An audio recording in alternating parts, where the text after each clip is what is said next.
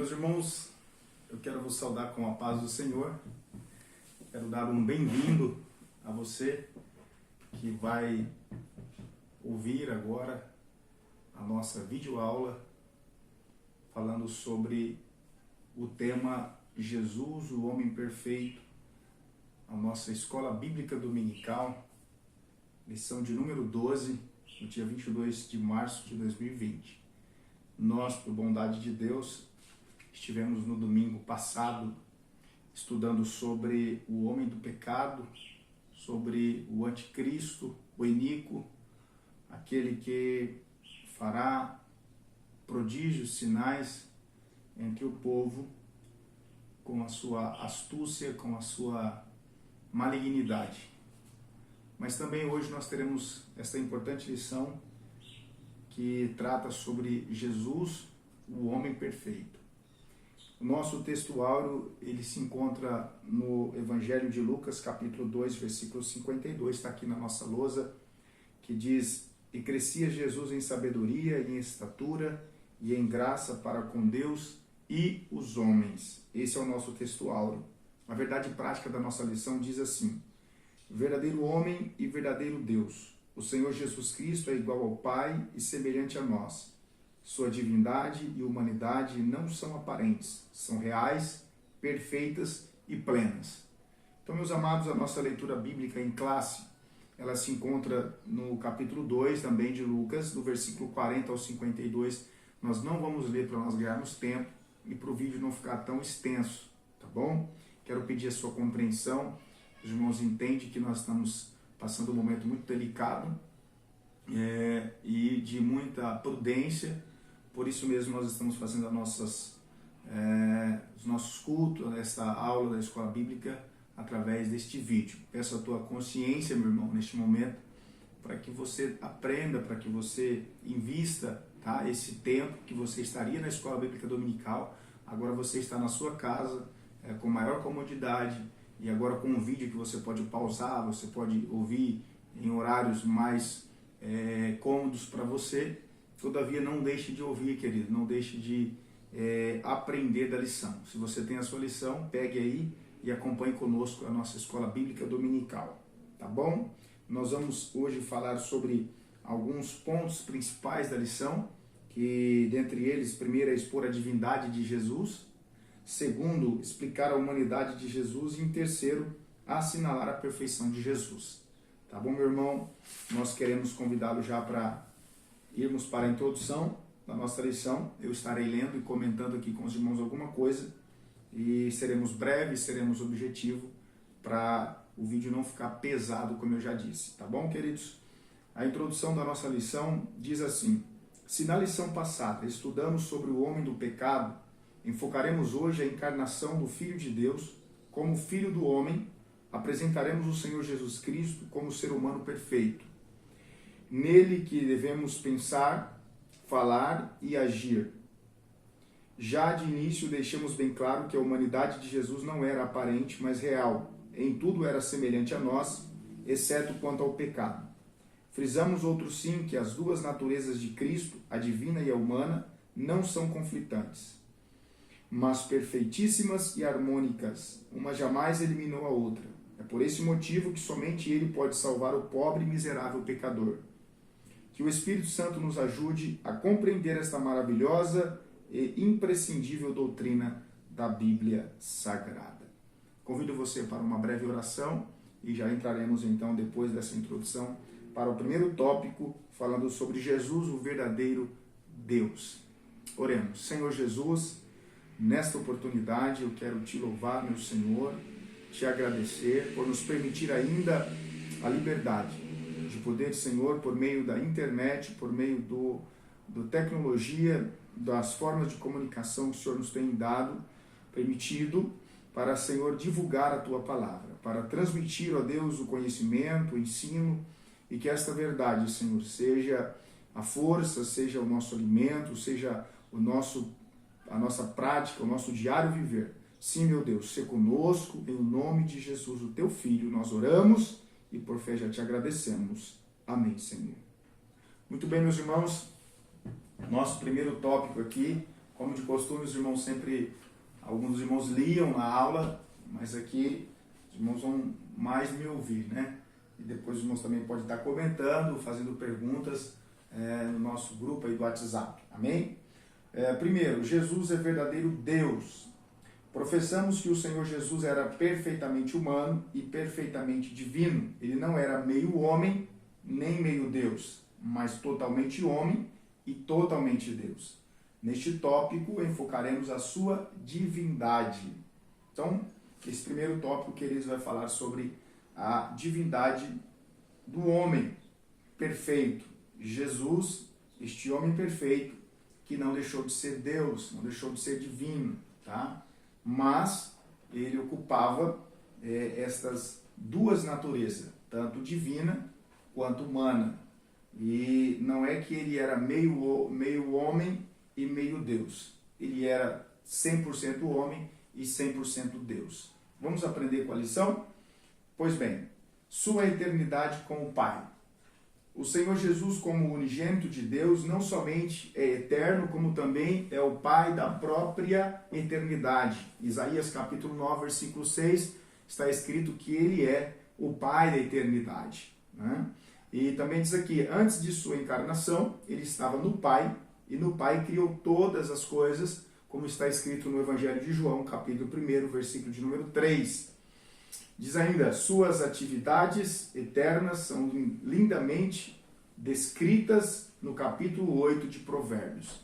Se você abrir a sua Bíblia lá no livro de Provérbios, especificamente o capítulo 8 ali, e a partir do versículo de número, vou ler alguns textos com os irmãos, e dá a entender perfeitamente a presença de Jesus na eternidade com o Pai, revelado aqui como a sabedoria.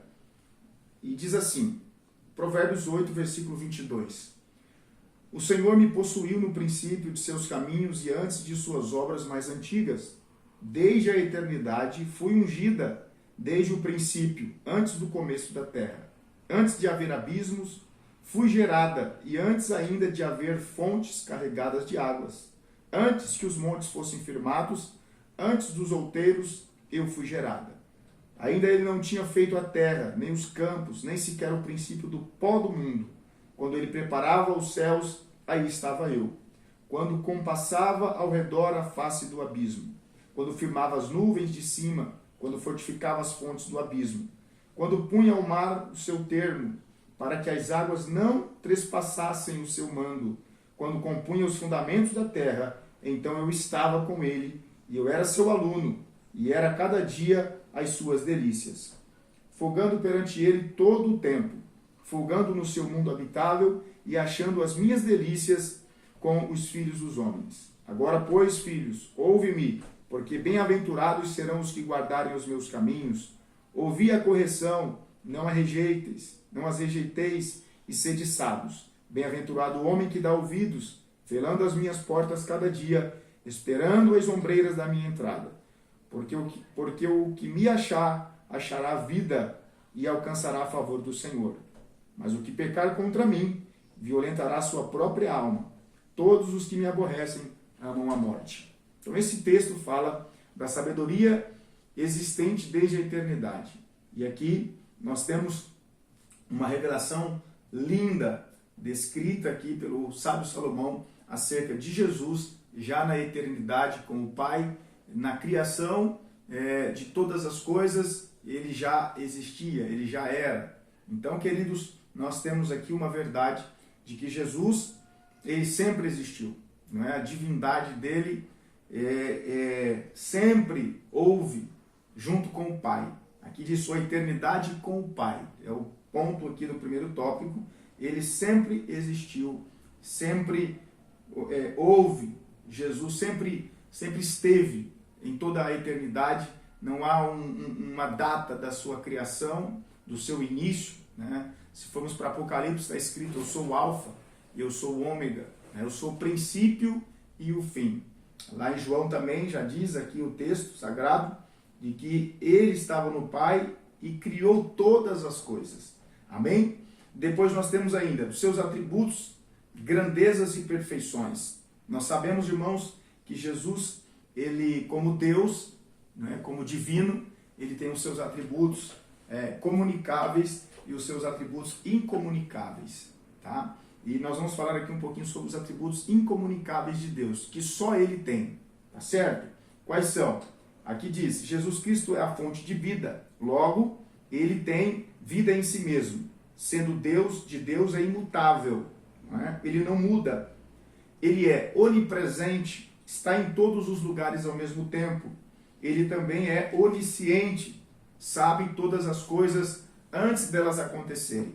Isso fala da presciência de Deus, aquilo que Deus já conhece de antemão.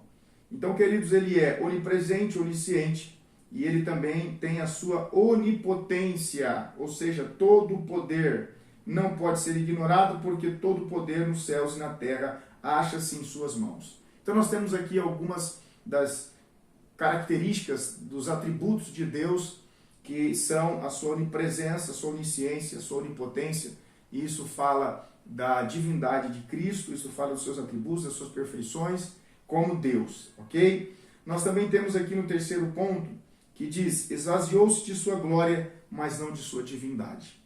Quando de sua encarnação, no ventre puro e virginal de Maria, o Filho de Deus não se esvaziou de sua divindade, mas sim de sua glória. Filipenses capítulo 2 trata bem isso, irmãos. Conforme podemos atestar pelos versículos já mencionados, o Senhor Jesus, em seu ministério terreno, fazia uso de seus atributos divinos sempre que necessário. Em sua oração sacerdotal, ele reivindica junto ao Pai, não a sua divindade, mas a glória que desde a mais remota eternidade desfrutara no perfeitíssimo e infinito círculo da Santíssima Trindade. Seus discípulos sabiam que ele era e é Deus. Então, meus irmãos, nós sabemos que Jesus, quando veio a essa terra e flutuou no ventre de uma virgem, nasceu de forma natural, como eu e você, porém, ele não deixou de ser Deus. Tá bom? Ele abriu mão da sua glória, abriu mão do céu, não é? Abriu mão daquele lugar, digamos assim, de majestade, para ocupar aqui um corpo terreno, um corpo que mais à frente nós vamos falar aqui, era sujeito, como eu e você, à dor, à fome, ao frio, à sede, o cansaço. Então, deixou a sua glória, mas não a sua divindade. Deixou lá a majestade, o céu de glória e aquilo que estava lhe confiado. Vamos ler aqui em Filipenses, no capítulo de número 2, somente alguns versículos, para que os irmãos possam ter aí uma base. Aqui diz assim o versículo de número 5, do capítulo 2. De sorte que haja em vós o mesmo sentimento que houve também em Cristo Jesus, que sendo em forma de Deus, não teve por usurpação ser igual a Deus, mas aniquilou-se a si mesmo, tomando a forma de servo, fazendo-se semelhante aos homens, e achando na forma de homem, humilhou-se a si mesmo, sendo obediente até a morte e morte de cruz. Então, sendo, não é? Sendo como Deus, não é? Mas não teve por usurpação ser igual a Deus. Ou seja, ele se humilhou, ele se abdicou, abriu mão da sua majestade em glória, em um céu, e ele trouxe para a terra, junto consigo, o quê? A semelhança de homem. Por isso está aqui o versículo dizendo, mas aniquilou-se a si mesmo, tomando a forma de servo, fazendo-se semelhante aos homens. É bem verdade que ele se assemelhou a nós, por quê? Porque mesmo sendo homem, ele foi perfeito, foi um homem impecável, tá? Nós vamos falar mais aqui à frente. Porém, queridos, Jesus na forma de homem humilhou-se a si mesmo, sendo obediente até a morte e morte de cruz. Mas deixar claro aqui para os irmãos que ele deixou a sua glória lá no céu, tá? Mas não deixou a sua divindade. Ele não deixou de ser Deus, tá ok? Jesus não deixou de ser Deus enquanto estava sendo homem, tá bom? Vamos mais adiante. Vamos agora para o tópico 2 da nossa lição, falando sobre Jesus, o verdadeiro homem. Mas antes, só para sintetizar aqui, para resumir o tópico 1, a revista diz assim: as Escrituras revelam que o Senhor Jesus era e é perfeitamente humano e perfeitamente divino.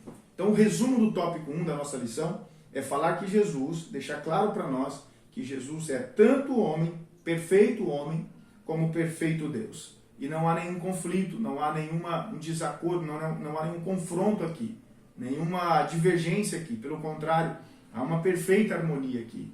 Tá ok? Segundo tópico, Jesus, verdadeiro homem. A concepção e a encarnação e o nascimento do Filho de Deus não pegaram Israel de surpresa, pois os judeus sabiam, pelas Escrituras do Antigo Testamento, que o Messias em breve chegaria. Aliás, o mundo gentílico foi preparado por Deus para recebê-lo. Infelizmente, os judeus, apesar de todas as evidências bíblicas, vieram a rejeitá-lo. Tomaram uma aguinha aqui, meus irmãos? Pois bem, Jesus, verdadeiro homem, concebido, né? Nasceu ali no berço em Israel, em Belém, da Judéia. Israel, a nação, tinha nas mãos as profecias, tinha o conhecimento por meio dos profetas, das revelações que Deus havia dado, da chegada do Messias, daquele que era esperado por eles. Todavia, eles rejeitaram, todavia eles não aceitaram, quiseram permanecer na religiosidade. Agora vamos lá. Neste segundo tópico. Primeiro, Jesus estava no seio do Pai. Antes de sua encarnação, o Senhor Jesus achava-se no seio do Pai. João 1,18. Mas não devemos supor que ele estivesse inativo. Pelo contrário, sendo ele eterno e o Pai da eternidade, participou ativamente da criação do mundo. Ele é o Verbo de Deus. Todas as coisas vieram a existir por intermédio dele. Sem Jesus Cristo, nada do que existe existiria. Pois bem, meus irmãos, Jesus sempre existiu. Não houve data no seu nascimento. Tem um hino da Elaine de Jesus muito conhecido que traz essa frase, né? Não houve data, não existe data no seu nascimento. Alguns até colocam aí uma data para o nascimento de Jesus como homem, humanamente falando, aí no mês de dezembro, né? O Natal, tão conhecido Natal. Porém, nós sabemos que não há nenhuma prova incontestável acerca dessa data. Não sabemos ao certo, isso falando como homem, tá bom? Porém, como Deus, ele sempre existiu, tá certo? Sempre existiu. Ele estava no seio do Pai, mas não inativo. Não estava lá num canto parado, sem operação. Pelo contrário, ele estava em perfeita atividade, em plena atividade, juntamente com o Pai. O próprio texto de Gênesis, quando Deus foi criar o homem, os irmãos sabem muito bem que Deus disse: façamos o homem. Não é? No plural ali, e a total crença e convicção nossa de que Deus estava em diálogo, em comunhão, em comunicação com a Trindade, em unidade, a divindade em unidade. Então, meus irmãos, aqui nós temos esse Jesus que criou todas as coisas. Inclusive você, eu, nós só existimos por causa dele e para ele. Tá certo? Como diz o profeta Isaías, lá no capítulo 43, se não me falha a memória, que Deus criou o homem, ali falando de Israel, criou aquele a quem eu criei para a minha glória. Nós somos criados para a glória de Deus. Todo ser humano foi criado para a glória de Deus.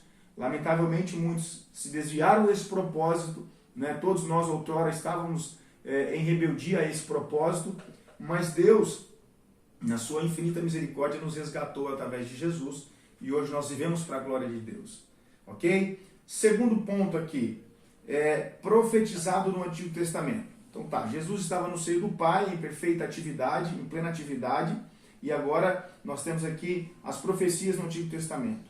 A vinda do Senhor Jesus é profetizada em todo o Antigo Testamento. No Gênesis, ele é a semente da mulher, e em Malaquias, o sol da justiça. Entre ambos os livros, há outras profecias carregadas de significados tanto para Israel como para os gentios. Jesus é o tema das duas principais alianças da história sagrada, a de Abraão e a de Davi. Então, em todo o Antigo Testamento, né, temos aí as profecias que tratavam da vinda do Cristo, do Filho de Deus como homem. Olhamos para Gênesis, por favor. Vamos lá para Gênesis, capítulo de número 3. Esse versículo é bastante conhecido, mas precisamos ler. Gênesis, capítulo 3, versículo de número 15, está escrito: E porém inimizade entre ti e a mulher, entre a tua semente e a sua semente, esta te ferirá a cabeça, e tu lhe ferirás o calcanhar. Aqui nós temos a profecia, nós temos a promessa, não é? Dada pelo próprio Deus, que da semente da mulher nasceria não é? Que feriria a cabeça da serpente, a semente da mulher. E isso estava apontando para Cristo, apontando para Jesus, o Filho de Deus. E nós temos mais outras revelações aqui, né, em Malaquias, falando que ele é o sol da justiça, capítulo 4, versículo 2, tá certo? De Malaquias. E outros livros mais tratavam da vinda de Cristo. Poderíamos falar aqui desta aliança que Deus fez com Abraão. Os irmãos se lembram do sacrifício de Abraão, lá no Monte Moriá, quando ele iria imolar o seu filho Isaque, e que Deus bradou do alto céus e disse: não faça tal. Pois bem, irmãos, ali nós temos um protótipo, não é? Uma prefiguração daquilo que Deus iria fazer com o seu próprio filho. E fez com o seu próprio filho, né?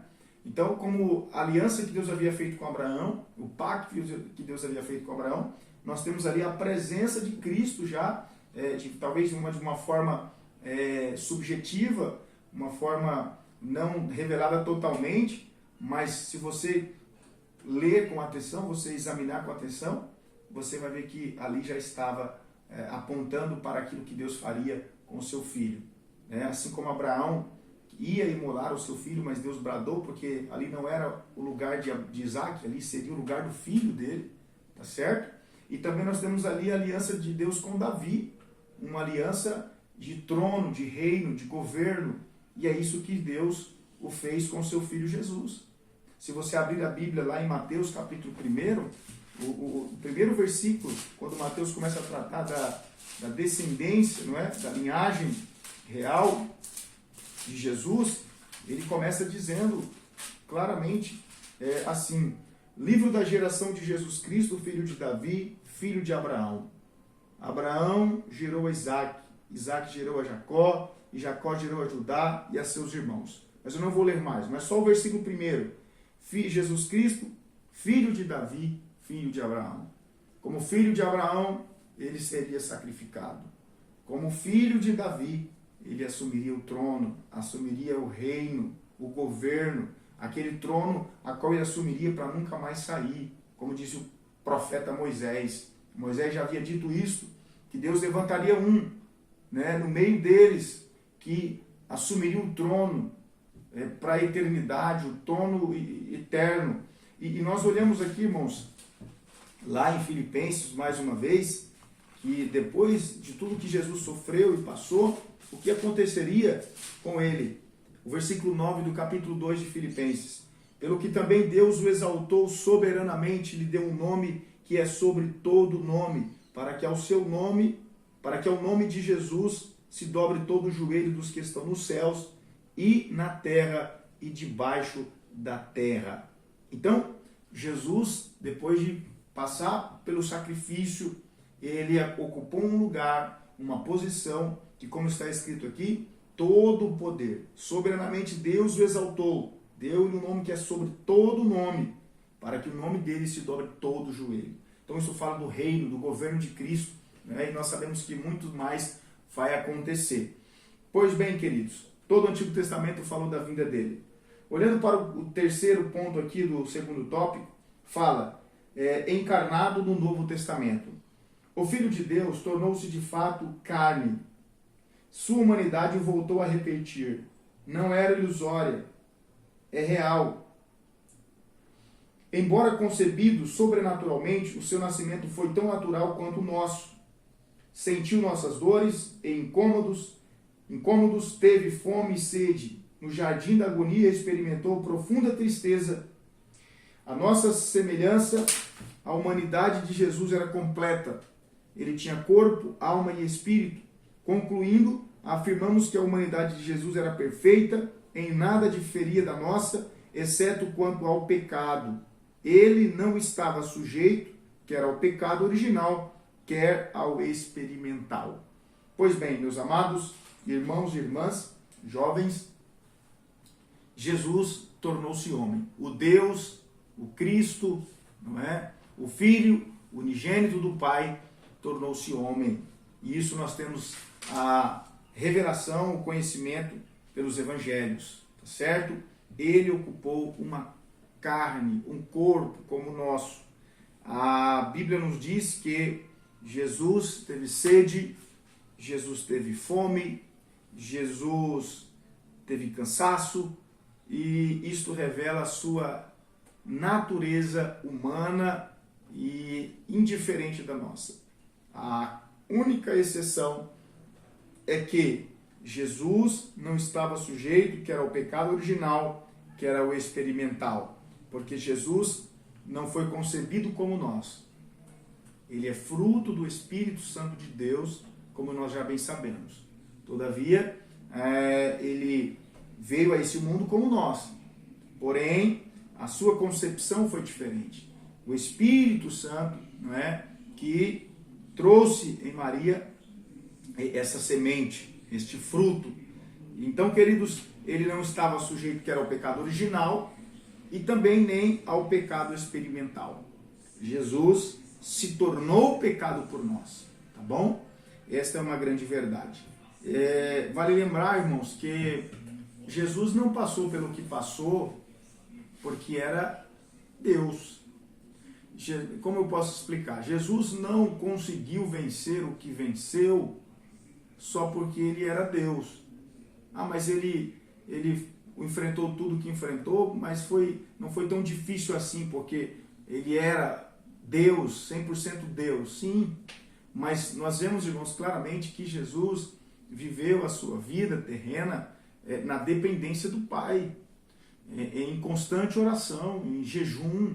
Aliás, quando foi começar o seu ministério, Jesus jejuou 40 dias e 40 noites. Jesus fez o que fez porque estava cheio do Espírito Santo. Viu? Jesus mesmo disse, porque o Espírito de Deus está sobre mim, que me ungiu. O Espírito Santo de Deus capacitava Jesus, Jesus homem, para fazer aquilo que ele fez, passar por aquilo que ele passou, porque estava cheio do Espírito Santo de Deus. Se eu não colocar isso, né, na minha mente, no meu entendimento, ver Jesus passando por onde ele passou fica muito fácil. Jesus estava passando como homem, não deixou de ser Deus, mas ele não usou das prerrogativas da sua divindade, digamos que para fortalecer o seu corpo, para blindar o seu corpo, para se tornar um super-herói, um super-homem. Não, nada dessa natureza, nada dessas coisas. Jesus foi 100% homem, e como homem ele sofreu, ele padeceu, mas venceu, porque estava cheio do Espírito Santo, cheio do Espírito de Deus. Tá ok? Agora vamos lá. Quarto, Jesus nasceu na plenitude dos tempos. Ao escrever aos Gálatas, afirmou Paulo que, vindo à plenitude dos tempos, Deus enviou o seu Filho, nascido de mulher, nascido sobre a lei, para remir os que estavam debaixo da lei, a fim de recebermos a adoção de filhos. Em sua presciência, Deus levantou 3 significativos povos e culturas, a fim de preparar o mundo para recepcionar o seu Filho e para cooperar na divulgação universal do Evangelho. Israel, através das sinagogas espalhadas por todas as nações, a Grécia, por intermédio de seu idioma e filosofia, o exame natural das coisas pela luz natural da razão, e, finalmente, Roma, por meio de suas leis, governo e estradas de excelente qualidade. Então Deus preparou o cenário para a vinda de Cristo, por meio de 3 povos: Israel, a Grécia os gregos e os romanos. Israel, como nós já bem falamos, Jesus veio desta descendência dos judeus, da linhagem de Davi, e eles tinham templos espalhados pelo mundo antigo, na época, sinagogas, e nós temos a Grécia, os gregos com o seu conhecimento, com a sua filosofia, não é? A busca pelo conhecimento, pela razão, pela luz das coisas, e depois nós temos Roma com os seus impérios e com as suas construções de vias, de estradas, não é? Que ligavam importantes cidades, grandes cidades, aos lugares mais extremos, mais remotos, e com isso o Evangelho conseguiu se propagar, conseguiu alcançar, né, o mundo da época. Tá bom, queridos? Vamos agora para o terceiro tópico. Vamos aqui resumir um pouquinho, vamos para o terceiro tópico, falar sobre Jesus, o homem perfeito. Tá ok? Nós falamos então sobre a verdadeira natureza de Deus, né? Jesus, verdadeiro Deus, tá bom? Falamos um pouquinho sobre Jesus, verdadeiro homem, e agora vamos falar sobre a perfeição deste homem chamado Jesus. Afinal, o Senhor Jesus era ou não ser humano, semelhante a nós? Sim, era semelhante a nós e melhor do que nós, pois não estava sujeito quer ao pecado original, quer ao experimental. Pois bem, a humanidade de Jesus. A humanidade de Jesus Cristo não era aparente, era tão real quanto a nossa. Em momento algum ele usou a sua divindade para suprir suas carências, como eu acabei de dizer. Suas carências humanas. Não transformou pedras em pães, nem fez brotar água da rocha para aliviar a sua fome e sede. Lá, na sua provação, lá no deserto, quando ele jejuava ali, naquele momento tão crucial da sua vida. Todo o milagre que ele realizou foi em favor dos que o procuravam. O Senhor Jesus era um homem de dores e experimentado nos sofrimentos humanos, nosso perfeito sumo sacerdote. Isaías 53:3 fala sobre isso, que ele era um homem experimentado no trabalho. Estava lendo hoje esse capítulo e nós conhecemos muito bem, né? bem lido na ceia, muitas vezes lido na nossa ceia. O capítulo 53, versículo 3 diz: era desprezado e o mais indigno entre os homens, homem de dores, experimentado nos trabalhos, e um de quem os homens escondiam o rosto, era desprezado e não fizemos dele caso algum. Então, meus amados, o nosso